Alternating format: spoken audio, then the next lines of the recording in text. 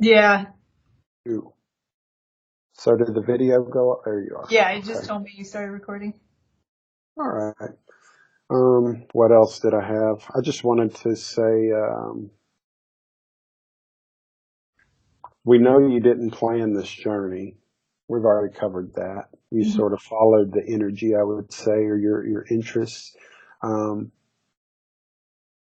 I think we covered so much of that, but I do want to just ask you about if you have any advice. If they take somebody that's maybe your 10-year-old self, would you, or Mhm. advice you would have given yourself at 10, maybe in high school, and then maybe after, I don't know, during undergrad, or whenever you think you needed the advice. Yeah. Or maybe you didn't. Maybe you're just perfectly happy with everything. I mean, I am pretty happy. I must say that, you know, I wouldn't risk doing it again. I think because it did end up going so well for me. But one thing that I think I will always like have a what if about is going off to college somewhere else. That I didn't experience that, you know.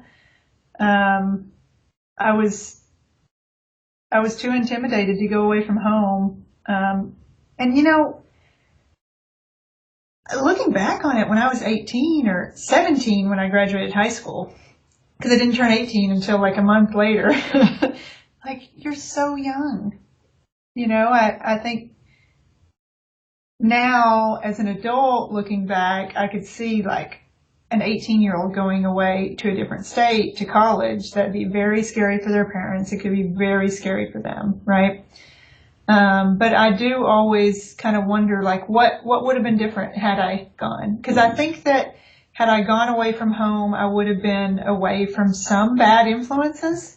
You know, I had friends that, you know, I had been around for a long time who had chosen different paths in life than me, you know, that, that were definitely a bad influence in college. I do think that I probably could have performed better and had better habits in an earlier age, you know, had I gone somewhere and gotten the opportunity to start over. And, you know, growing up in Wichita Falls, everyone knows you. So you go to college in Wichita Falls and everyone knows you. You don't get that opportunity to be like reborn, which I know you got that opportunity, right? You know, when you moved and, you know, started college away from your hometown. I don't know. That's one thing that I would suggest is think about putting yourself out there in that way, that it's really scary, but you can always come home, you know, you'll never know if you don't go. Uh, yeah. And to not be afraid to fail in front of people. Um, People are both really judgmental and really forgiving all at the same time, right? So Right. yeah, no matter what you're doing in life, some people are going to look at you and say, I can't believe she did that, or I can't believe she did it that way, or, you know, it's going to happen, but it doesn't really have to affect you. Yeah, that's a great point. It's almost like people want to be able to judge you before they help you. Yeah, yeah. It's their right. Uh-huh. So, okay, that'll lead me to my last question, which is, well, there may be two more, but the first one, you didn't leave too far, but you ended up, I want to ask about your family, and balancing work life, because you ended up, marrying Michael, who you actually went to high school with, right? And then you knew We him, did go to high school, but we didn't start dating until undergrad. right? Okay.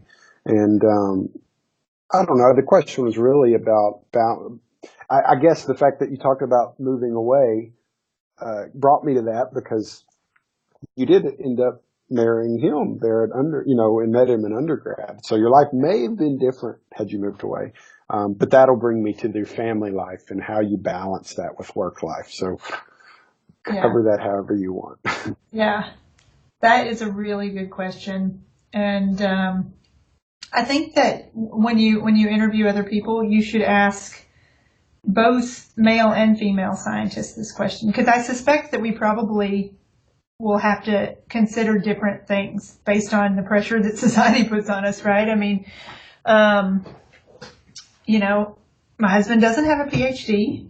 I am the doctor in the family, right? So, but I'm still the wife and mother. So I have all of those expectations placed upon me, which I think it can be really stressful. When I left Colorado to come back to Texas is definitely to start trying to get my son closer to his extended family. That's something that I wanted him to be able to grow up with a relationship with my sister and my parents and Michael's family. So it had a lot to do with him.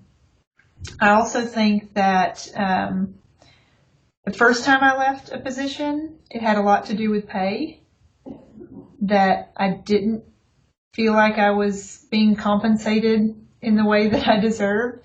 And you certainly can get a higher pay if you move from one college to another. You can.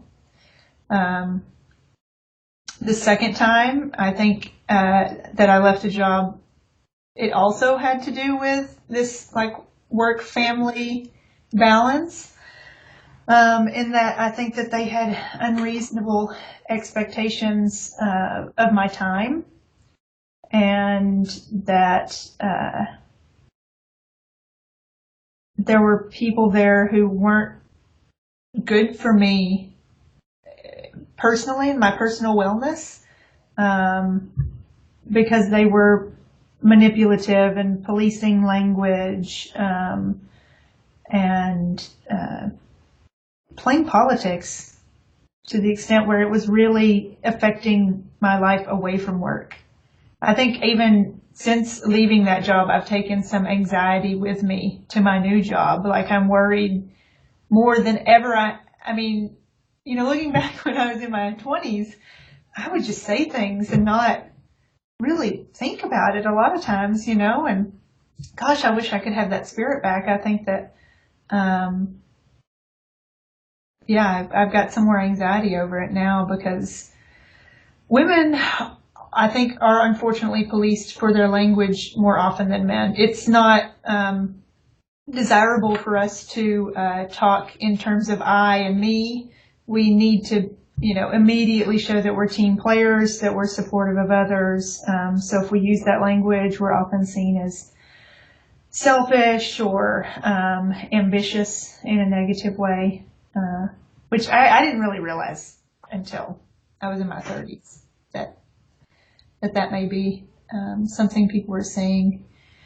So there's a lot that goes into work and life balance, but I know now from experience that when a company you're with is not good for your home environment, right? It's not good for your family, either because they're not paying you a livable wage, or a wage, for commensurate with what you're doing, or if you're having to spend too much time away from home, or if you're bringing home negative energy, then you have to leave that position and go somewhere else.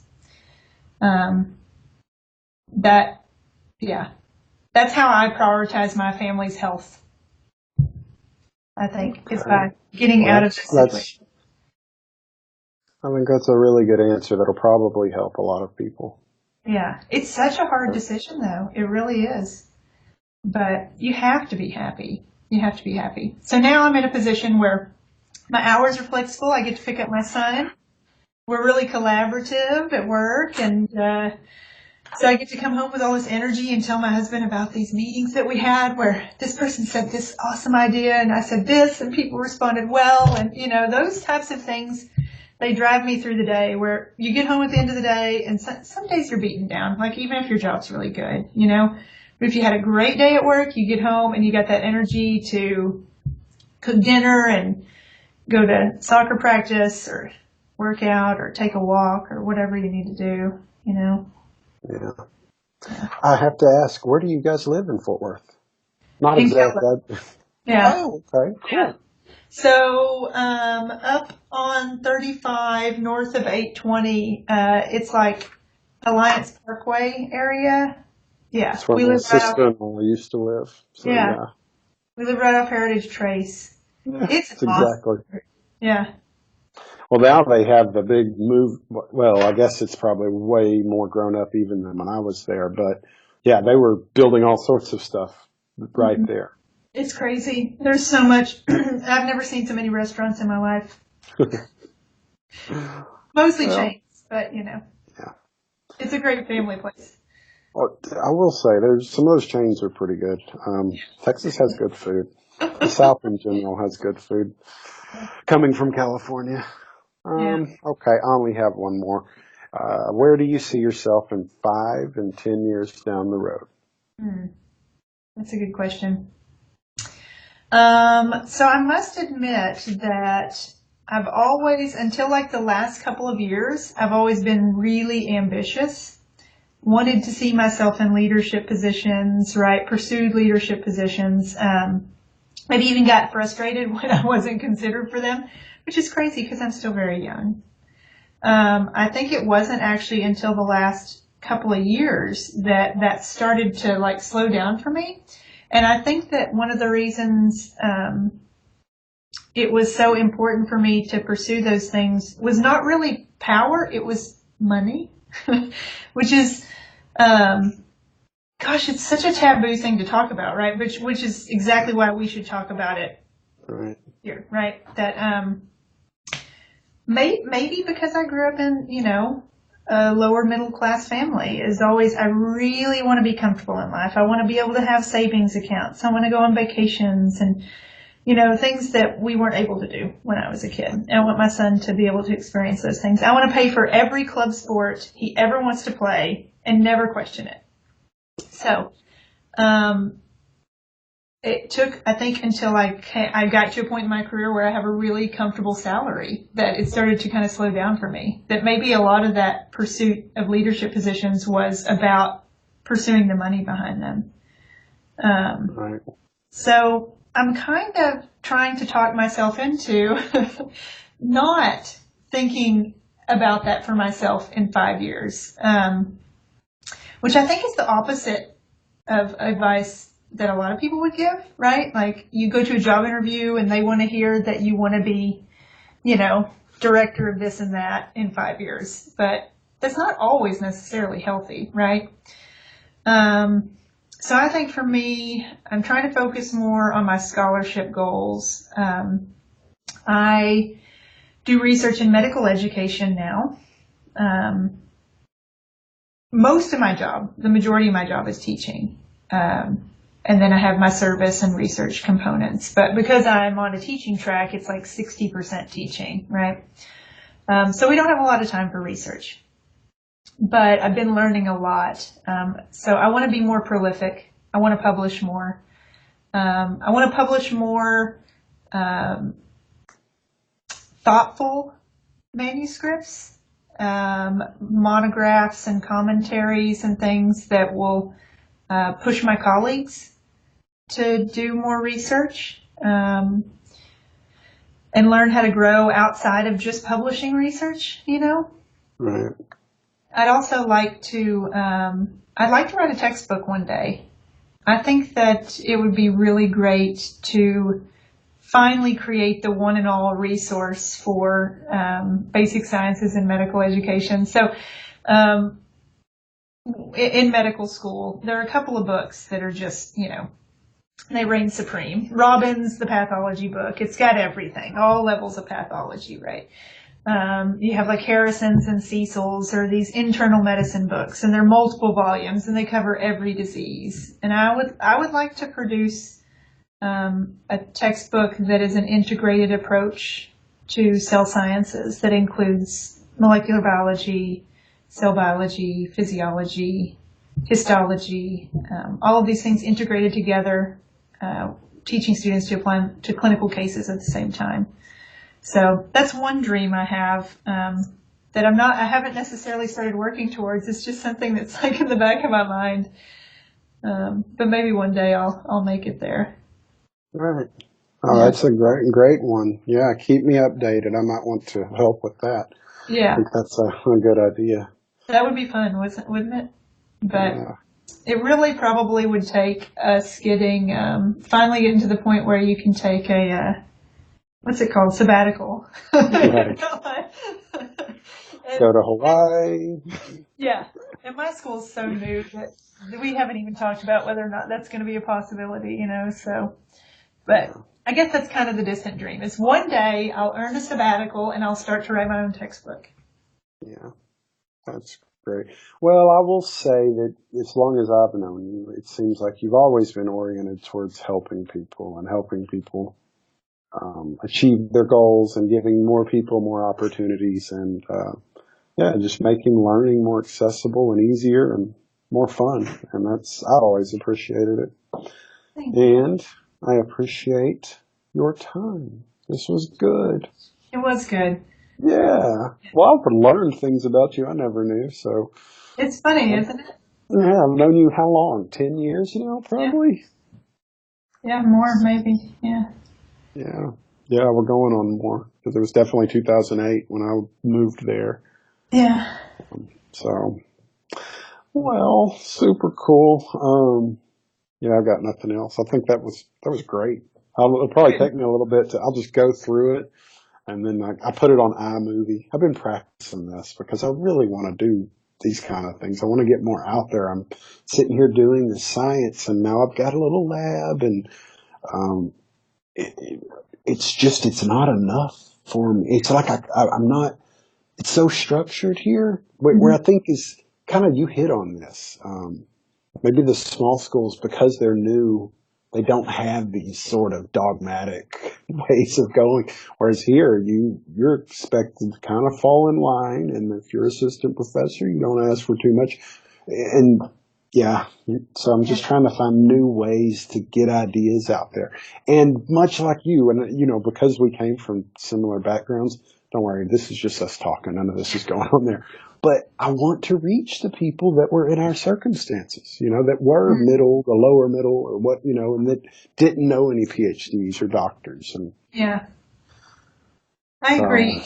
I've been wanting to do more outreach too, particularly to kids. I feel like what I've been focusing on in my pre-matriculation research is we get these medical students here and they don't know how to reason and they don't know how to choose good strategies and assess whether or not they're working and then implement new strategies. And it all goes back to reasoning, to a metacognitive approach. And one day I'd really like to work more with kids, focusing on growing that. I think we should be teaching that in elementary school, right?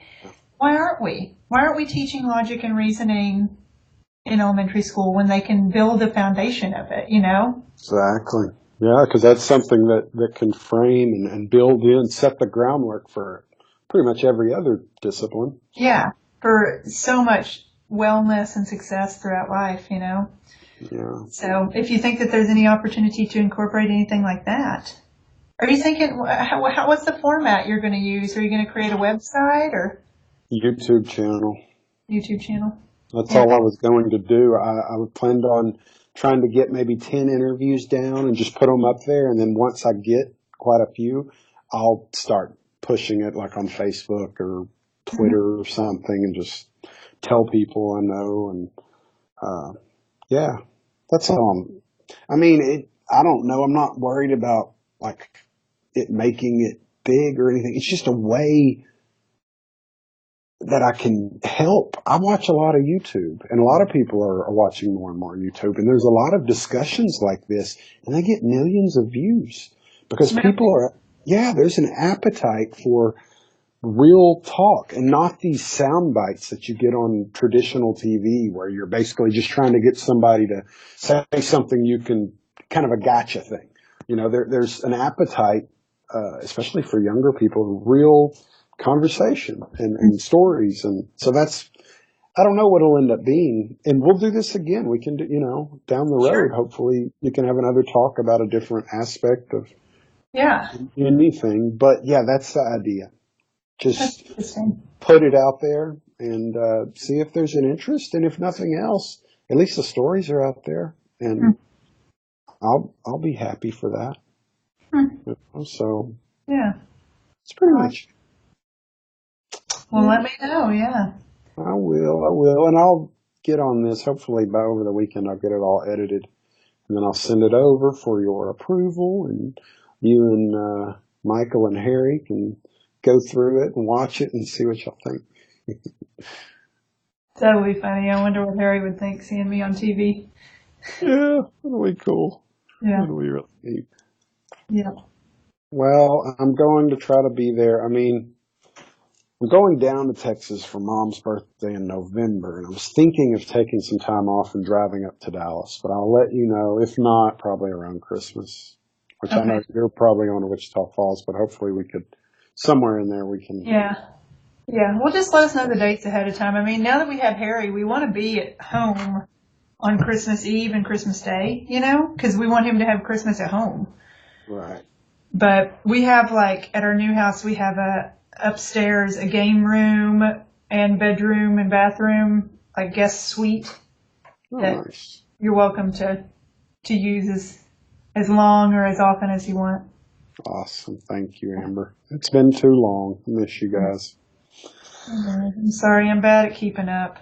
Oh, hell, I feel like I've lost. I mean, this was my year, when it finally switched. I went from lowly to actually Yeah. getting some status, getting a salary, all that. Yeah. So now I'm thinking about, for 6 years, I've kind of neglected a lot of relationships that you try, but man, it's tough. And then you got the ones you know you have to, and that's why it's good to have friends that are low maintenance. Yeah, that's the only ones I can keep, is the ones Me who, too. after 10 years, I can call and be like, hey, you're my best friend. And they're like, you are too still. Exactly. No, and then you've got friends that you've known for 20 years, and you can feel the resentment. It's like, Yeah. come on, guys, I haven't changed. I mean, I've grown, but I'm still in there. It's still me. I still love you.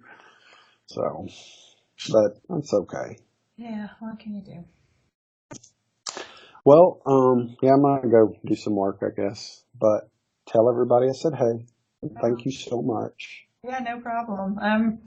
I hope it turns out okay. I mean, I don't like to hear myself talk, so I'm sure no matter what, I'm going to be like, I don't know. You're going to have to talk me into it, but I sound weird too. My S's, they're weird. But oh well. at least they're going to hear two scientists with hick accents talking to each other, sounding smart. That's right. That's right. That's right. Okay, Amber. Well, have a great day. I'll All talk right. to you soon. All right. Bye Bye. bye.